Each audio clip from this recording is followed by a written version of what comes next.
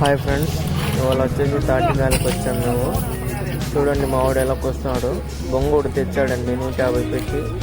దాని ఒక కత్తి ఒకటి కట్టాడు, నాకు కత్తి కట్టి కోస్తున్నాడు. చూడండి 45 వేలలు దాకా ఉన్నాయి. అదే కోద్దామని తెచ్చాడు, కోసాడు. చూడండి మొత్తం 45 దాకా వచ్చినాయి. చూడండి ఫ్రెండ్, ఈ తాటి చెట్టు ఎక్కే మొగాడు లేడు. మొగాడు లేకపోతే ఒక కర్ర కొనుక్కొని 150 పెట్టి వచ్చి బొంగు కట్టి జల్లలు కొట్టుకుంటున్నాం. చూడండి ఫ్రెండ్, మొగాడు లేడు.